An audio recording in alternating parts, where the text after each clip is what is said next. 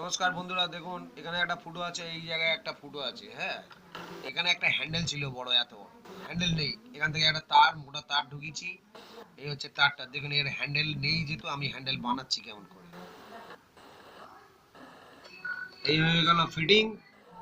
এবার দেখুন হ্যান্ডেল তৈরি হবে কেমন। এটাকে আমি ফিক্স করে দেবো পুরো এখানটায়, এই গ্লুটা দিয়ে পুরো ফিক্স করে দিলাম।